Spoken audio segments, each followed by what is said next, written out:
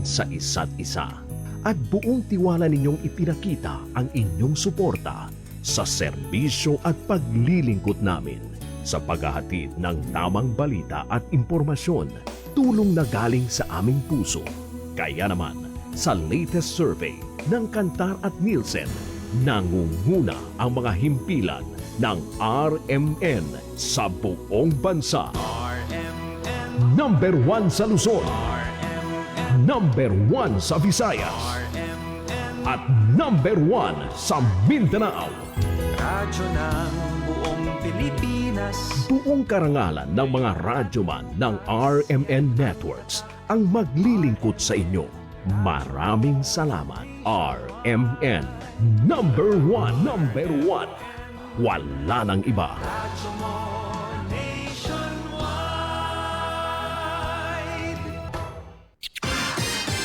Ito ang DXMY. DXMY. The Music and News FM station of RMN. Sa Cotabato. Sa Cotabato. 90.9. 90.9. DXMY. Oras sa Pilipinas sa DXMY ganap ng alas 5 na po ng umaga. Tatak RMN.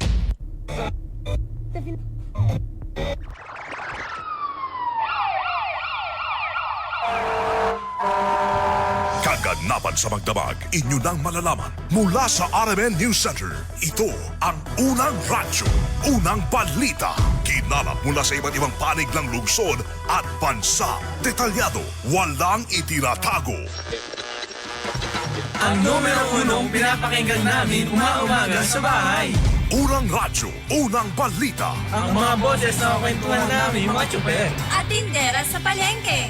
Unang radyo, unang balita. Ang programang gigising sa diwa ng bawat pamilyang Pilipino. Unang radyo, unang balita. Tatak RMN, radyo mo nationwide. Sa po nga magandang umaga mga kasama, mga karadyoman, welcome. Pasok kayo sa unang radyo ng balita. Ngayong Friday Gamat Saguna, 5 na po sa buwan po ng June 2026. Kumusta mga ka-idol, mga karadyoman, mga kasama? Kami po umasa na nasa mais kayong kalagayan at malusog na pangangatuman. Malayo sa anumang karamdaman, ngayong unang linggo po ng June. By Monday, 4 na araw na lang, pasukan na po, back to school na yung ating mga estudyante at mga kaguruan. Good morning sa 37 barangay na nakatutok po sa atin. Ating partner this morning si Radyoman Danilo Malaran at si Radyoman Eric Ricardo Madamba Jr. Ito po yung Radyoman Michael Laswan na nagkanyayang samahan niyo po kami. Inyo po mga Radyoman hanggang alas 6 sa paghatid po ng mga balitang nakalap na inyo pong Radyoman na sa nakalipas na 24 oras. Una sa lahat, headlines. Driver patay, barangay chairman nakaligtas sa pananambang sa Lambayong kahapon. Una sa lahat, headlines. ICM makakuha. Sinuspende ng MILF bilang chief of staff. Una sa lahat, headlines.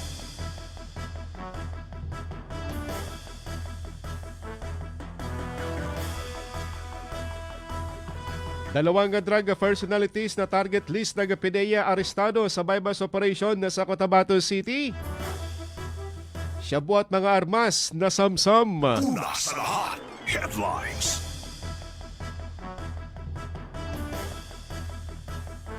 Umpisa ngayong araw yung work from home sa mga empleyado ng Cotabato City ay inalis na po. Ibig sabihin na face-to-face na po yung trabaho mula ngayong araw.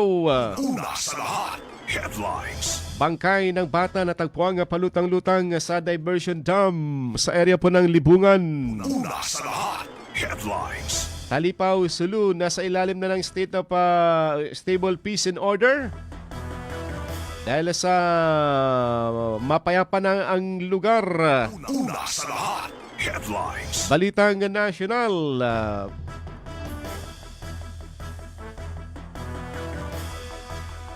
Public hearing may kaugnayan sa public sa flood control sa Senado na tuloy kahapon despite na may mga pagharang sa mga testigo. o sa mga resource person at ilang mga senador sa pagpasok sa Senado kahapon. Una sa lahat, headlines. 18 dating marino kanilang inilahad ang paghatid ng mga malamaletang pera sa mga politiko. Una sa lahat, headlines. Viral na pulis na bulgar ang record matapos niyang ipahiya ang Napolcom Commissioner. Una sa lahat, headlines. Balita naman na sa bayong dagat labanan sa Southern Lebanon nagpapatuloy sa kabila ng kasunduan na tigil putukan. Una sa lahat, headlines. O radyo, radyo, radyo! Kinig na ng radyo! Kinig na ng radyo! Para una ka, eto na! Lahat ng kailangan mong malamang balita, Impormasyon, reaksyon, aksyon, umaumaga. nakakarga na sa Unang radyo, unang balita. Sa bago at umarangkadang programa para sa mga naghahabol ng oras. Umaumaga, bago ka lumarga, mga kaganapan ay alam mo na. Unang radyo, unang balita. Dito lamang yan sa DXMY RMN Cotabato. Unang radyo, unang balita. Isa na namang produktong Tatak RMN. Radyo mo. Nationwide. Muli isang magandang umaga mga kasama, mga karadyumano. Welcome sa unang radyo ng balita ngayong araw po ng Friday Gamat Saguna. 5 na po sa buwan po ng June 2026. Good morning sa mga may birthday at may mga anniversary sa mga panahong ito ngayong 5. Good morning sa ating mga suki sa 37 barangay ng Cotabato City, sa mga nakatutok sa DXMY sa 90.9 FM. At syempre pa sa mga tendero-tendera ng gulay at karne sa bagay ng Mega Market, mapita sa Kanulangunsan. Kumusta po kayo mga kasama sa mga vendor sa bagay ng Bagsakan area, dyan sa Old Market, sa Murang Lamas. Haluan Pupuyo Gurami, good morning po sa inyo. Sa Awang, dyan sa Talipapan ng Awang, good morning. At sa ating mga driver na sweet lover, biyahing Super Awang Super o Village Super. Saan pa ba? Dito sa bahagi po ng Bukana, patungo po sa supermarket area. Sa mga bus driver na may biyaheng malalayo, Jensen, Davao, Cagayan de Oro, Usami sa Zamboanga, good morning. Sa ating mga Facebook page sa viewer, kay Ronnie Gamit, good morning. Kay Pingson Salim sa Bagi ng Datuangal, kay Jeffrey Salvador sa Tenorio Awang. At kay Toy Mustafa, good morning. Kay Nancy Sabado Blanca Rimonde, good morning po sa inyo. At kay Munina Haron Mantawil. Pabati naman sa Mantawil family at sa Haron sa bahagi po ng Kibleg sa UP kay Dato Nuoto. Good morning sa SPD sa DOS at kay June Casan. Good morning kay Eliezer Clarito Robles sa El Busian Midsayap. Good morning po sa inyo at kay Bayo Makulso Mitibang Waya kay Dato Tungwaya ng Puropay Alabi sa Dato Balabaran. Good morning po sa inyo kay Father Elmar Cortel. Happy Friday Fudge. Diyan sa Nuro Opi sa Maguindanao del Norte. Dumako tayo sa detalye po nating balita mga kasama. Patayong despot ang isang driver habang nakaligtas naman ang barangay chairman at iba pang pasahero matapos na tambangan ang kanilang sinasakyang pickup truck sa bahagi ng barangay Rangay o sa Purok Rangay, barangay poblasyon na ng Lambayong Sultan Kudarat Province na kung alas 3:45 ng hapon kahapon. Sa report ng pulisya, binabagtas noon ng pulang Toyota Hilux ang kalsada mula sa public market ng Lampayong patungo ng Sultan sa Barangay sa Maguindanao del Sur nang bigla lang itong pagbabarilin ng di patukoy ng mga armadong kalalakihan. Nasawi sa pamamaril ang driver na nakilala sa pangalang si Harun Muhammad Pelas habang hindi naman ito'y nagtamo ng tama ng bala sa kanya pong katawan habang ligtas naman ang barangay kapitan ng kasama nito. Sa ngayon, nagpapatuloy pa rin po ang investigasyon ng kapulisan. Inaalam kung anong motibo at kung sino ang nasa likod ng naturang pananambang. Unang radyo, unang balita.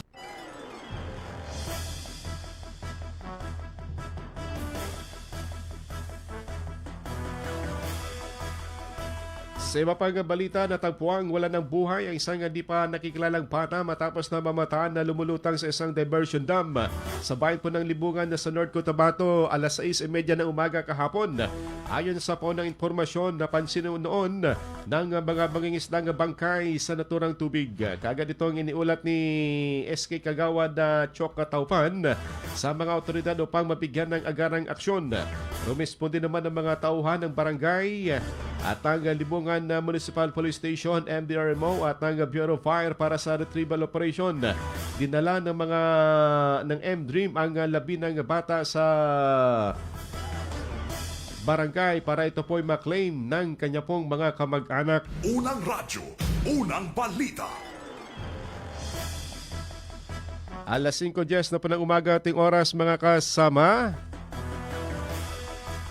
Naglabas ng resolusyon ng More Islamic Liberation Front Central Committee na nag-utos ng indefinite suspension kay BARM Interim Chief Minister Abdurrahman Samigang BARM Makakuha bilang Chief of Staff ng Bangsamoro Islamic Armed Forces sa bunsod umano ng mga paglabag sa internal na lituntunin ng organisasyon.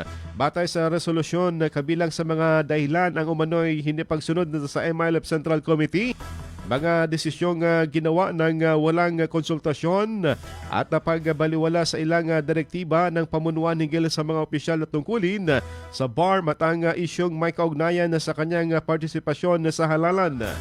Ayon pa sa Central Committee ng MLF, ang mga nabanggit na aksyon ay nakakaapekto sa pagkakaisa at disiplina ng organisasyon. Sa ilalim ng resolusyon, binawi ang anumang otoridad ni Makakuha bilang BIAP Chief of Staff at inatasan ng lahat ng unit na ipatupad ang desisyon at huwag kilalanin ang kanyang aksyon sa kapasidad na ito. Bago inilabas ang suspension, nagsasagawa na si ICM Makakuha ng mga reforma na nakatuon sa pagpapalakas ng transparency and accountability sa mga tanggapan sa regional na panggobyerno. Kabilang sa mga isinusulong niyang hakbang ang pagigpit sa internal audits o internal control at mas maigpit na pagpapatupad ng mga umiiral na alituntunin sa paggamit ng pampublikong pondo. Sa mga naunang payag, binigyan din ni ICM Makakuha ang kahalagan ng bawat responsableng pamamahala o tapat na responsableng pamamahala upang mapanatili ang tiwala ng mamamayan sa gobyerno. Sa ngayon, wala pang opisyal na pahayag ang kampo ni Makakuha kaugnay ng naging desisyon ng MILF Central Committee. Radyo, unang balita.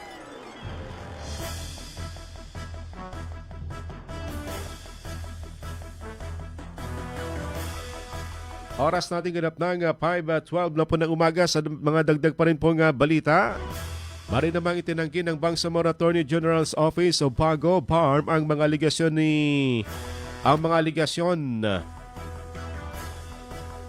na si Chief Minister Abdurrahman Samigang BARM Makakuwang na sa likod ng umano'y reklamong sinampa laban kay dating MBHD Minister Muaga Ricmal sa Office of the Ombudsman. Ayon pa kay Bangsamoro Attorney General Attorney Bantuas Lucman, walang dokumento o ebidensyang magpapatunay na may kinalaman ng Chief Minister sa naturang usapin. Anyang mga nag-aakusa ang may pananagutang maglahad ng sapat na katibayan. Ipanaliwanag pa ni Lucman na may kapangyarihan ng ombudsman na magsagawa ng sariling investigasyon o tumanggap ng mga referral mula sa ibang ahensya tulad ng COA. Dagdag pa niya na wala siyang konfirmasyon kung meron ngang nakabinbing kaso laban kay Iqbal. Unang radyo, unang balita. Ito, I think kung sino man yung nag-aakusa na di umano ay si Chief Minister ang may pakana para makasuhan si former Minister Iqbal, sila dapat ang magbigay ng dokumento kasi sabi ko nga walang ginawa si Chief Minister na para makasuhan si Minister Iqbal. Wala pong kaso na final doon. Although ang Office of the Ombudsman kasi pwedeng mayroon silang kapangyarihan na motu proprio ay mag-imbestiga, no? Or maaaring may referral letter ang Commission on Audit sa Office of the Ombudsman. Kaya mayroong kaso. Sa totoo lang, wala po kaming hawak na hindi ko rin alam kung talaga bang may kaso na si Minister Iqbal sa Office of the Ombudsman. Opo. So wala po ako may papakitang kaso na katunayan na wala kaming final kasi walang ganong dokumento. Dapat ang magpatunay niyan ay kung sino yung naglalabas ng naratibo na di umano ay si Chief Minister ang nag-file ng kaso laban kay Minister Iqbal sa Office of the Ombudsman. Opo. Pero Chief Minister, at ito ay pinabulaanan naman niya. Kasi unfair naman po kasi parang nakikita ko po na ang naratibong ito ay gustong ipakita na hindi na kontento si Chief Minister na tinanggal na si Minister Iqbal sa kanyang ministerial portfolio sa MBHTE ay kinasuhan pa niya, which is sa tingin ko po kalabisan po yun, hindi po kayang gawin ni Chief Minister yan dahil alam ko po yung pinagsamahan nila ni Minister Iqbal. So kaya nung nakumpirma ko po na hindi naman po talaga siya nag-file ng kaso nung sa ombudsman, no, criminal case, ay nagpalabas po ako ng opinion at ng aking post na wala pong kaso na final ang ating Chief Minister laban kay Minister Iqbal. Unang radyo, unang balita.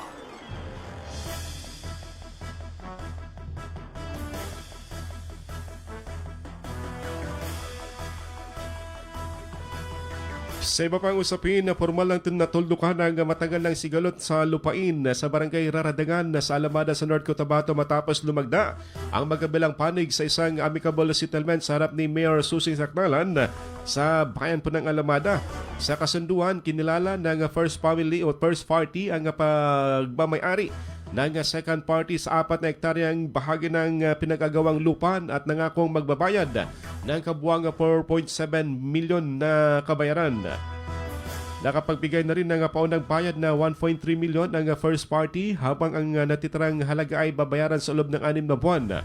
Ayon pa kay Abdullah Hamza alias Commander Transceiver, naging posible ang pagkakasundo sa ilalim ng supervision ni BARMA Chief Minister Abdurrahman Sami Gambar Makakuha at ni MP Butcha Malang.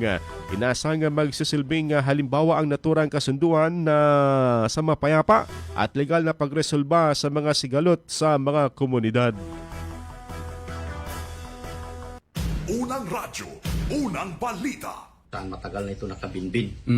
Unang-una, itong land conflict na ito sa Barangay Raradangan ay nagkakaroon ng kaso sa korte na yung lupa na pinag-awayan nila ay napatunayan na pagmamayari ng mga kapatid natin Bangsamoro. So nung nanalo sila ng korte, so nagkataon na bisita po yung mga kapatid natin, mga Irano, mga Bangsamoro doon sa area. So, tinabangan po ng mga Christian po sa Barangay Raradangan kung saan nagkakaroon ng 2 casualties na namatay. So, sa tuloy ng pangyayari, so nag-file ng kaso yung asawa mismo ng namatay, katuwang yung mga kapatid niya. So, dahil sa pag-usad ng kaso, may nadamay kasi na wala namang kinalaman doon sa pananambang. So matagal na ito nakabinbin. So kinausap po tayo ng local government ng Raradangan, pati yung mga kamag-anak ng hindi nasali doon sa kaso, natulungan natin sila na ayusin yung conflict nila. Ngayon, kinausap natin si Mayor na pumunta dito yung mga kapatid natin mga Christians na humihingi po ng tulong. So, dinulog po natin ito sa ating butihing chairman po ng CCC, si Sir Bots Malang, at pinaparating po sa office ng ating butihing Chief Minister ng Bangsamoro Autonomous Region ng Muslim Mindanao. So, dahil sa leadership po ng kataas-taasan po ng Bangsamoro Autonomous Region ng Muslim Mindanao, so tumugon siya sa chairman ng CCC na opisyal na inatasan tayo na aayusin yung problema niya. So, ngayon, kinausap natin yung mga dato doon sa Alamada na pamilya Butig, si Sultan Sani Butig, at kausapin yung mga kamag-anak po ng namatay na nag-offer po ang mga kapatid natin mga Christians na mag-amicable settlements. Dahil naman sa pakikiusap natin sa kanila na narinig nila na mismo sa kataas-taasan po ng Bangsamoro Autonomous Region ng Muslim Mindanao sa pamumuno ng ating Chief Minister Abdurrahman Makakuha umutos po sa atin na ayusin po ang mga tauhan po ng Imailip dito sa area. Sabi niya kahit sa hindi sakop po ng BARM na mga kasamahan po natin sa Imailip. Unang radyo, unang balita. Tambalang matinis sa mga balitang maiinit sa unang radyo, unang balita. Oras sa Pilipinas sa Deximoy ganap ng alas 5:20 na po ng umaga. Tatak RMN. Bumangon na at tumutok sa Unang Radyo, Unang Balita! At ano po nga tunguin mga kasama, report natin mga kasamang Radyoman na kumala po ng balita. Ating unang nakuha na sa Radyoman.webs abang dahil dalawa katao ang arestado dahil sa illegal na droga. Mahigit sa 200,000 plus na laga ng shabu na recover. Sa bahagi ng dato din na Sinswat sa detalye sa Radyoman.webs abang. Ronda Presinto. Nasa kote ng DOS Municipal Drug Enforcement Team sa ikinasang Intel-driven operation ang dalawang lalaking may dalang illegal na droga alas 12 ng tanghali kahapon sa bahagi ng Sitio Irrigation, Barangay Poblacion Dalican, Dato Udin, Sinsuat, Maguindanao del Norte. Kinilala ni DOS MPS Chief Police Major Catherine Paidoen ang mga suspek na sina alias Mujahid, 19 anyos, at Ali Hisam, 32 anyos, kapwa residente ng Barangay Mirab sa UP, Maguindanao del Norte. Ayon kay Major Paidoen, nakuhanan ng dalawang suspect ng 3 medium-sized plastic sachet na naglalaman ng hininalang shabu na may timbang 30 grams na nagkakalaga ng 204,000 pesos. Dagdag pa ng opisyal, isang tip ang kanilang natanggap na may nagaganap na bentahan sa lugar, dahilan na rumisponde ang mga ito na nagresulta naman sa pagkakaresto sa mga suspect at pagkakabawi ng mga ebidensya. Nakakulong na ngayon sa DOS MPS Jail Facility ang mga suspect at maharap ang mga ito sa kasong paglamag sa RA 9065 na isasampa laban sa mga ito. Kasama mo sa DXMY 90.9 RMN Cotabato, Radyoman abang Tatak RMN. Unang radyo, unang balita. Salamat Datweb sa balitang yan. Samantala nakuha natin na report naman ni Radyoman na Dato Jul. Lalaki arestado sa Matala matapos na makuha ng illegal na droga at baril. Sa detalye sa Radyoman, Dato Jul di Mapalaw. Ronda Presinto. Kalaboso ang isang lalaki matapos makuhanan ng illegal na droga sa search operation ng mga otoridad sa Barangay Kilada, Matalam sa North Cotabato. Madaling araw kahapon, kinilala ang suspect na si Ales Rol, 42 anyos, walang trabaho, na ayon pa sa report ng kapulisan na recover mula sa kanyang bahay ang 4 na pakete ng pinaginalang shabu na tumitimbang ng humigit kumulang 10 gramo at may tinatayang halaga na abot sa 68,000 pesos. Isinagawang operasyon sa bisa ng search warrant na nilabas ng Regional Trial Court Branch 22 sa Kabakan, North Cotabato, kaugnay ng kasong paglabag sa Comprehensive Dangerous Drugs Act of 2002. Pinangunahan ito ng Matala Municipal Police Station, katuwang ang iba't ibang unit ng Cotabato Police Provincial Office at PRO 12. Nasa kustodiya na ngayon ng kapulisan ang sospek habang inihanda na ang kaukulang kaso na isasampa laban sa kanya. Kasama mo sa DXMY 90.9 RMN Cotabato, Radyoman Jul di Mapalaw, Tatak RMN. Unang radyo, unang balita. Salamat Dato Jul sa balitang yan. Samantala nakuha natin sa Radyoman Daisy sa kanyang report. Sinasabing 5,000 tupad beneficiaries tumulong sa pagbabalik eskwela 2026 sa SOC Sarjan. Sa detalye sa Radyoman Daisy Mangod. DXMY. Tatak RMN Report. Bilang suporta sa Oplan Brigada Eskwela 2026, ipinadala sa iba't ibang lugar sa SOC Sarjan ang mahigit 5,000 benepisyaryo ng programang Tupad ng DOLE upang tumulong sa paghahanda ng mga paaralan para sa nalalapit na pagbubukas ng klase.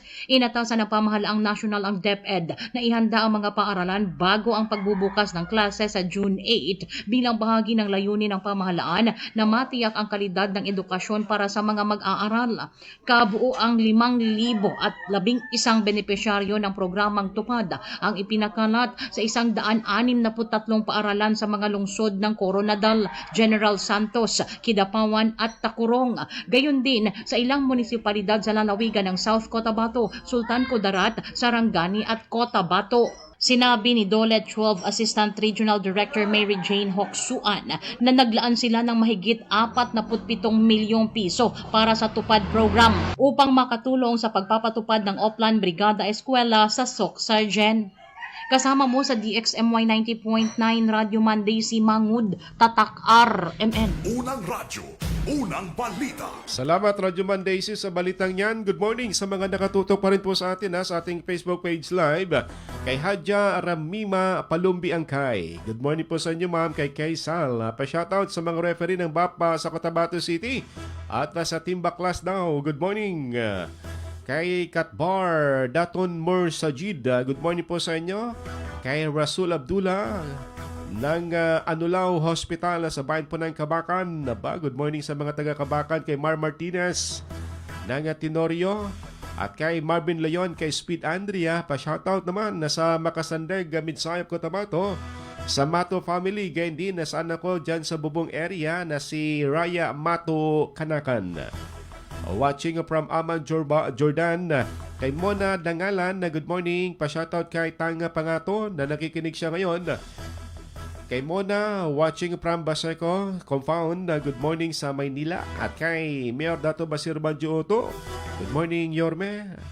May maganda siyang announcement dahil bumalik na po yung ilaw dyan sa Baguio po ng Dato Saudi at tatlo pang mga bayan na nawalan po ng kuryente sa loob po ng 20 araw. At kahapon nagkaroon na po ng partial na switch on. At ito'y nagtagumpay naman matapos na magpalit po ng mga piyesa sa naturang substation dyan sa bagay ng Salvo substation ng Magelco. At sinabi niya na okay na.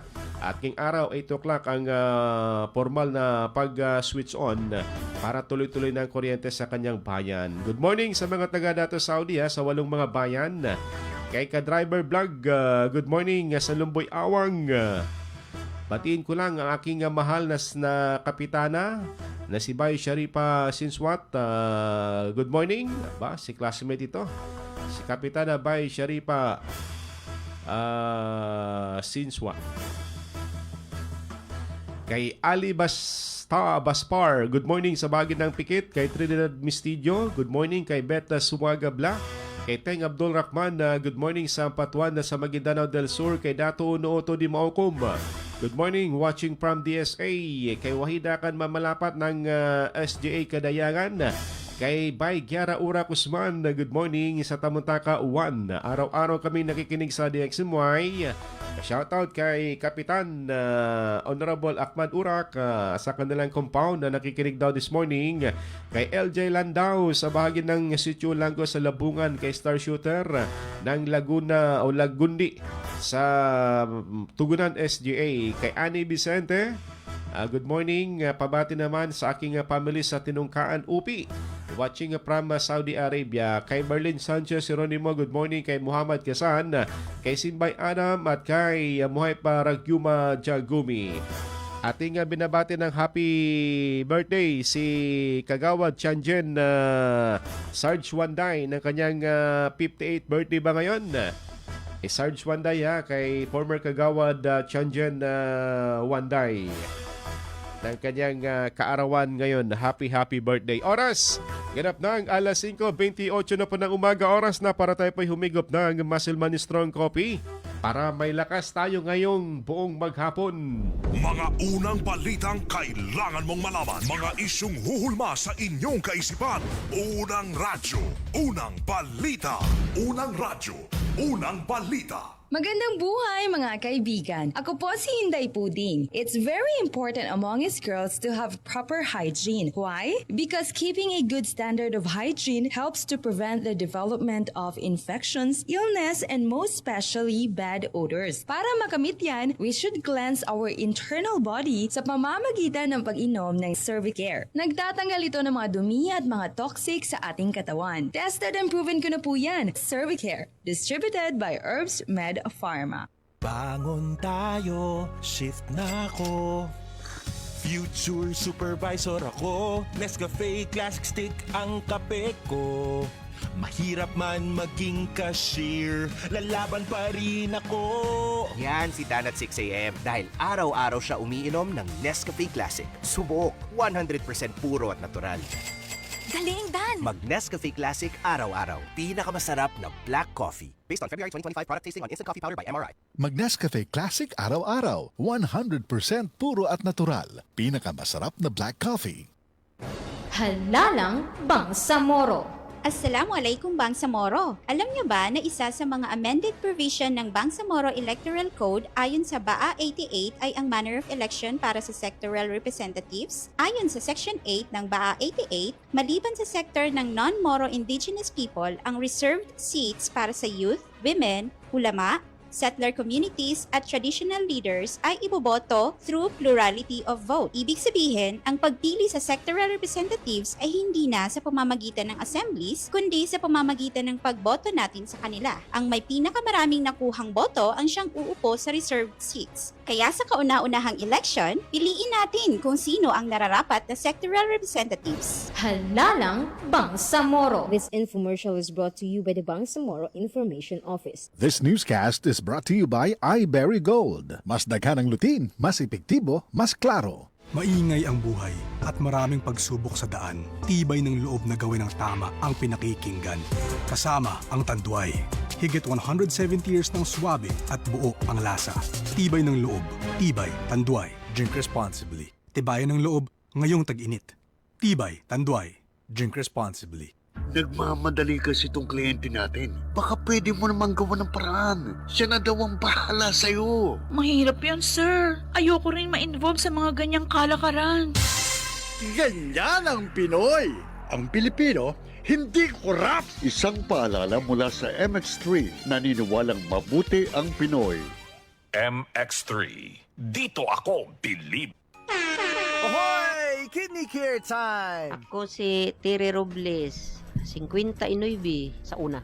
Lisod gyud kaayo akong kahimtang na ay problema ang akong kidney unya taas pirmi akong blood pressure. Usahay mahadlok ko kay basin unsa na ang mahitabo sa akong lawas. Maayo gani kay adunay ni rekomenda sa Kidney Care. Nag-inom ko adlaw-adlaw ug ang akong blood pressure normal na gyud. Mas gana akong pamati ug mas kusog na ko mulihok. Salamat kaayo sa Kidney Care. Nakatabang gyud sa akong kidney. Ang Kidney Care ay mabibili sa Mercury Drug Store at mga suking butika. Ang Kidney Care hindi gamot at hindi dapat gamiting panggamot sa anumang uri ng sakit. Uy, nakadungog na ba ka sa balita? Ang imong paborito na Milo na anay twin pack. Sulit kaayo sa kalami ug sustansya. Sa presyong 1750 pesos SRP, makaduha ka baso na. Unsa pa imong ginahulat? Palit na og Milo twin pack sa imong suking tindahan. Mag Milo everyday. Drink Milo every day.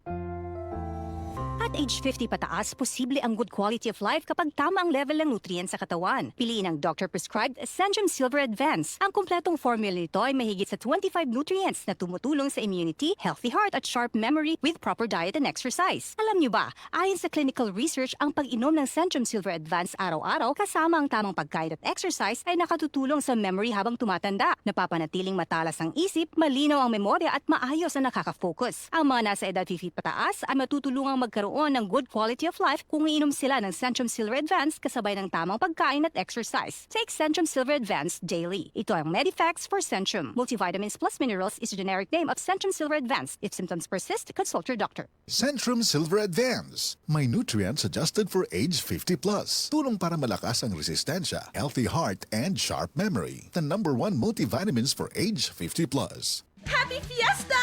Kinahanglan, extra ang handa. Kaso, fiesta po ng akong body pain.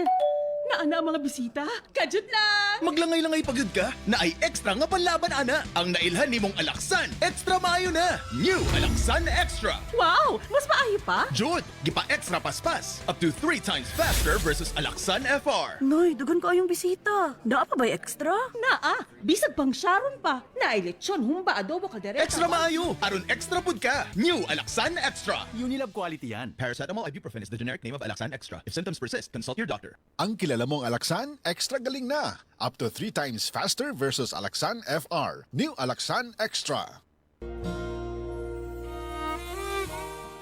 Hi sis! Gusto mo bang lumabas ang mas natural mong ganda? Yung hanap mo ba ay makinis at malakutis porselanang mukha? Sis, Alenaset ang tubag sa mga problema sa panagway ug magpagawas sa natural beauty, puti ug hamis na panagway. Ang Alenaset walay halong kimikal, made up of pure natural ingredients ug aprobado kini sa FDA. Sa Alena, kinis at gandang mukha, walang katulad. Alena Set.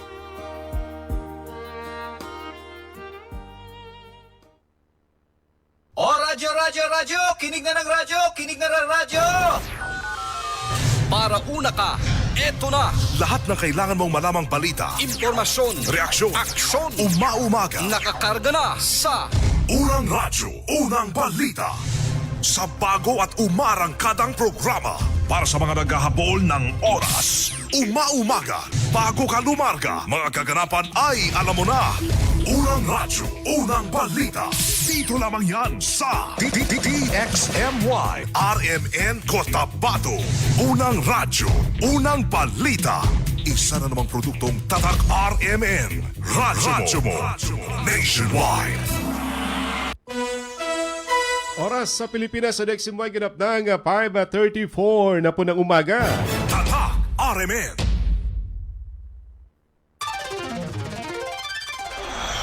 Gaganda na ang gising nyo. Mainit na balita sasalubong sa inyo. Unang Radyo, Unang Balita. Tuloy sa paghatid po ng mga balita nga nakalap na niyo po Radyo Man sa nakalipas na 24 oras dito sa loob at labas nating pinakamamalalungsod. At ang usapin dyan sa Senado, ano po niyong masasabi sa naging investigasyon o naging hearing ng Blue Ribbon Committee regarding po dito sa flood control na kung saan ay tumistigo itong dating mga marino. Kaya saludo ako sa tropa ng mga Philippine Marines talagang pinanindigan nila yung kanila pong mga nalalaman, yung kanila pong mga pahayag regarding po dito sa bilyong umabot na nga ng trilyon trilyong anomalya dito sa flood control na kung saan ay mga honorable ang nakatanggap po ng maleta. Sila yung mga delivery boys ng mga maleta ng mga politiko po natin dito sa bansa, sa Kongreso at sa Senado. At ilan pang mga kanila pong nahatiran po ng mga maleta. 3 size pala itong maleta, may small, medium at large. Yung large, yung pinakamalaki na may karga o pwedeng mapasok yung 60 to 70 million na mga bundle po ng maleta. Nakita natin sa picture nila talagang mabigat yung large o large na maleta. Hindi kaya ng 2 tao kundi 3 tao yung magkakarga para mapasok lamang sa helicopter. Samantala yung pinakamaliit ay small. Kasya ang nasa 20 hanggang 30 million pesos. At sunod yung medium, nasa 30 hanggang 40 to 50 ang kakasya sa naturang maleta. Talagang napaka garapal yung naturang corruption. Isipin mo, hindi lang 2, 6, 5, kundi mga umabot sa 40 plus na mga maleta. I-deliver sa sabi ng payag nila sa kwento kahapon sa dating speaker sa kanyang tahanan, 46 na mga maleta. Mantakin mo yan, ilang lahat ito? Ilang 100 million ba ito lahat? Maabot sa 800 million. Meron pa dito, mga kongresista sa Mindanao, lahat sila todo tanggi, pati yung mga senador na nabanggit. Lahat sila, wala namang umamin na tumanggap sila ng maleta galing dito sa naturang mga marino na naglakas loob para sa kanila pong testimonya despite na may mga paghaharang sa kanilang pagpasok kahapon dyan sa bulwagan po ng Senado. Nagkaroon po ng tulakan para bang di yata sila papasukin dahil mismo ang nagwagwardya doon yung kalihim ng DILG. Si Secretary John Vic Rimulya nagkaroon ng tulakan kasama si Robin Hood, Senador Robin Hood kahapon. Makikita natin na sa eksena na talagang na-outnumber si Secretary. Ang dami itong mga senador at Marines na nasa pintuan hanggang tuloy sa plenaryo kahapon. Good morning kay Sukarno Andong ng Sultan Kudarat sa Pinaring at kay Danny Labrador ng Iloilo. Ang layo po nito Kumusta dyan sa Iloilo sa mga kauturan nato driha? Good morning kay Munib Midpantaw sa Datopiang, kay Rosemary Pidtulusan Panawagan po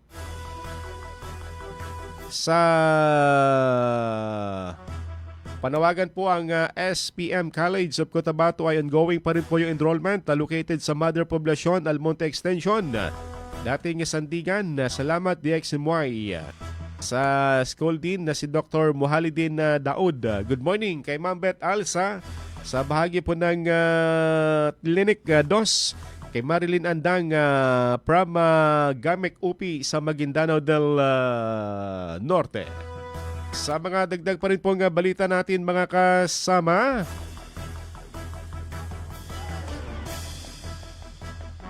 sa pagharap kahapon ng 18 mga Marines, kanilang itinanggi ang aligasyon sa kanila na sila po'y nasuhulan. Ayon na sa naging pahayag po ng NBI Director na sila po'y sinuhulan daw po ng 5 billion pesos ng dating kongresista na si Micah Defensor, kaya sila po'y tumistigo sa Senado kahapon. Ayon na sa pahayag ng isang Marines na tumistigo kahapon, kanilang itinanggi ang naturang aligasyon ng Director po ng NBI na sila po'y binigyan ng 5 milyong pisong suhol para magtestimonya. Narito ang isa sa naging pahayag ng isa sa 18 brave Marines, ex-Marines. Unang radyo, unang balita. Ito sir, hindi ito sundalo kami sir, hindi kami nagpapatukso sa mga pera. Gusto namin trabaho sana. Trabaho na kung saan mabuhay namin ang pamilya namin para sa aming sariling sikap. Yun po ang pinagkakasya namin. Nagkakaroon lang po kami ng sa ngayon nagkaroon po kami ng yung mga kunting ipon tawag nito. Yung chipi-chipi na lang po nga kami ngayon, nagkatsaga po kami sa sardinas na makain, Your Honor. Kung nabayaran po kami ng ganyang halaga, hindi na pagkaganda na po sana po ngayon ang buhay namin ngayon, Your Honor. Salamat po sa inyong confirmation na hindi... Unang radyo, unang balita. Dahil dyan, ipapatawag sa susunod na pagdinig ng Blue Ribbon Committee na under kay Senador Pia Cayetano ang naturang NBI Director. Ipapasabpinan nila para magbigay din po ng pahayag regarding sa kanya naging statement kahapon sa pagtistigo ng 18 mga ex-Marines na di umano'y nasuhulan daw. Unang radyo, unang balita. Director Matibag, total mahilig kayong NBI pumunta dito sa Senado na walang imbitasyon. Ngayon kayong pumunta, iniimbitahan ko kayo ngayon. Tante, itong breaking news. Sabi ng Inquirer.net, Matibag has revealed that NBI received information that former Congressman Mike Defensor allegedly bribed the 18 ex-Marines 5 million to provide 5 million lang nakalagay, walang nakalagay each eh. Unang radyo, unang balita. Despite na may mga pagharang kahapon na sinasabing work from home ang Senado, ay natuloy pa rin ang naturang pagdinig ng Blue Ribbon Committee na pinamumunuan ni Senador Pia Cayetano at naging Deputy Chairman. Ito nga si Senador Marcoleta at kanilang natuloy yung mga statement pahayag ng mga 18 marino sa kanilang ginawa noon. Naging trabaho kay dating Congressman na Saldico na taga-deliver ng mga maleta. Unang radyo, unang balita. Dito tayo balik sa usaping lokal dito sa bahagi ng Maguindanao del Norte, mga kasama, na kung saan balak ngayon ni Maguindanao del Norte Governor Dato Tucaw Mastura na palagyan ng mga solar-powered street lights ang mga national highway sa buong lalawigan. Ito ay upang mas maging maliwanag niya ang pag-travel ng mga motorista tuwing gabi at magarantiya din ang kaligtasan ng mga ito upang maiwasan ang disgrasya. Tama nga naman, Gob. Kailangan maging malagyan ng ilaw yung ating mga national highway. Unang radyo, unang balita. Natin, ano natin sa mga munisipyo, sa mga barangay. Ang po, talagang continuous program ko po yan sa mga barangay, sa mga munisipyo. Kaya lang, hindi natin kaya na pag-isahin, no? Barangay by barangay ganyan, or especially priority yung populasyon. Meron din po. Meron. In fact, may pinapabit na nabili na yung pa natin sa natin sa mga munisipyo, sa mga barangay. Ang talagang continuous program ko po yan sa mga barangay, sa mga munisipyo. Unang radyo, unang balita. Sa iba pang balita, may kaugnay sa pagbabalik eskwela mga kasama na kung saan ay Monday na po yung school opening. Kaya't yung iba't ibang mga paaralan na halos lahat ng paaralan sa public school ay kanya-kanyang diskarte sa balik eskwela. Dito sa Canizares National High School kahapon na ba naging bongga ang kanilang pag-uumpisa ng balik eskwela. Kasama mga stakeholders at iba pang mga barangay officials at ng mga magulang na kung saan ay natutuwa si School Principal Dato Ali Pasawilan sa naging outcome kahapon ng sinagawang paglilinis ng mga iba't ibang sektor para paghahanda sa pagbabalik ng school opening. Unang radyo, unang balita. Ngayong araw po isinagawa natin ang school-based Brigada Eskwela Kick-Off Program. Nagkaroon po tayo ng rekorida, sinuyod po natin yung lahat ng purok ng barangay na nasasakupan ng ating school. Kasama na rin yung karatig na barangay para hikayatin yung ating mga magulang, mga education partners, yung ating mga mag-aaral na hindi pa nag-enroll na pumunta na po sa paaralan. Mag-brigada eskwela tayo, tulong-tulong tayo upang mapaayos, mapabuti at magkaroon tayo ng ligtas na paaralan na magagamit ngayong darating na pasukan. Unang radyo, unang balita. Tambalang matinis sa mga balitang maiinit sa unang radyo, unang balita. Isayos po yung oras sa DXMY, ganap ng alas 5:46 na po ng umaga. Tatak RMN. Balikan natin mga kasama yung ating mga kasamang radyoman na kumala po ng balita dito sa Cotabato City na kung saan ay yung mga residente ng Barangay Pag-asa. RH6 sa Cotabato City nakabenepisyo ng libreng gamot at konsultasyon sa isinagawang medical mission sa detalye sa radyoman Datwebs Abang. DXMY. Tatak RMN Report.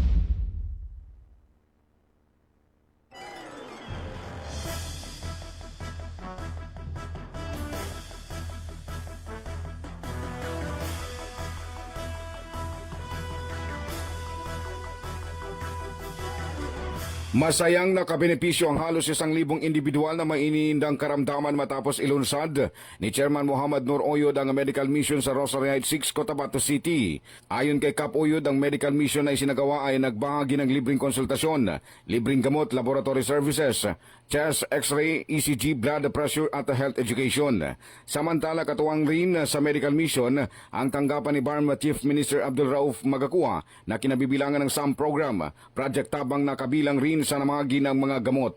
Nagpasalamat naman si Cap Oyod sa mga ahensyang naging katuwang ng barangay sa positibong programa para sa pangangalaga sa kalusugan ng mga benepisyaryo. Kasama mo sa DXMY 90.9 RMN Cotabato, Radyo Manebs Abang, Tatak RMN. Unang radyo, unang balita. Sukran na Tweb sa balitang yan. Samantala, balikan natin sa Radyo Mandato Jul. Illegal na LPG at botany refilling station sa Buluan. Nabuwag caretaker naman arestado sa detalye sa Radyo Mandato Jul di Mapalaw. Ronda Presinto. Arestado ang isang lalaki matapos salakayin ng mga otoridad ang pinaginalang illegal na LPG at butane refilling station sa Barangay Poblacion, Buluan, Maguindanao del Sur. Kinilala ng Criminal Investigation and Detection Group o CIDG RFU Bar ang sospek na si Norhan Lumupog sa Gandingan, 25 anyos at residente ng bayan ng Pandag sa nasabing lalawigan. Ayon sa report, tanging ang caretaker lamang ang naabutan sa lugar habang nagkatakas umano ang may-ari ng tindahan bago dumating ang mga operatiba. Nasamsam sa naturang operasyon ang daang LPG tank at butane canister mga machine, hose, winging scale at isang motorsiklo na ginagamit umano sa naturang operasyon. Isinagawa ang raid sa ilalim ng Oplan Lira matapos makatanggap ng impormasyon hinggil sa umano'y talamak na iligal na pagre-refill at bentahan ng produktong petrolyo sa nasabing lugar. Nahaharap ngayon ng sospek sa kasong paglabag sa LPG Industry Regulation Act na ngayon ay nasa kustodiya na ng kapulisan. Kasama mo sa DXMY 90.9 RMN Cotabato, Radyoman Julie Mapalaw, Tatak RMN. Unang radyo, unang balita. Salamat na to Jul sa balitang yan. Samantala balikan natin sa Radyo Man Daisy sinasabing pagpapatibay ng batas trapiko at pagpapali sa mga illegal vendors sa bangketa pinangunahan ng CTTMC. Sa detalye sa Radyo Man Daisy Mangod. DXMY. Tatak RMN Report. Puspusan ang isinasagawang clearing operations at mas mahigpit na pagpapatupad ng batas trapiko ng Cotabato City Traffic Management Center o CTTMC sa mga pangunahing lansangan ng lungsod bilang bahagi ng direktiba na linisin ang mga bangketa at mapaluwag ang daloy ng trapiko. Personal na pinangunahan ni CTTMC Chief Moy Nul ang paggiba at pagpapasara sa mga iligal na istruktura, pati na rin ang pagpapaalis sa mga vendor na sumasakop sa mga pampublikong bangketa at daanan na nagiging sanhi ng pagsisikip ng trapiko. Na isa katuparan ng operasyon katuwang ang City Public Safety Office o CPSO at iba pang enforcement agencies. Ayon sa CTTMC, ang hakbang na ito ay hindi lamang upang isaayos ang daloy ng mga sasakyan, kundi para na rin sa kaligtasan ng mga pedestrian o mga mamamayan na naglalakad sa gilid ng kalsada. Bukod sa clearing operations, mas hinigpitan din ng CTTMC ang pag-i-issue ng citation tickets sa mga motoristang iligal na nagpaparada ng sasakyan sa mga no parking zones at sa mga sumasalungat sa traffic code ng lungsod. Kasama mo sa DXMY 90.9 Radyo Man Daisy Mangud, Tatak RMN. Unang radyo, unang balita. May tama ka sa loto. Ating isilipin muna mga kasama resulta ng drone ng PCSO na hindi po umurong sa pagtulong. Alas 2:03 lumabas sa 460, samantalang 5 PM naman 454. Suertres alas 9, 900. 6 digit naman na kagabing alas 9 lumabas 342, 685.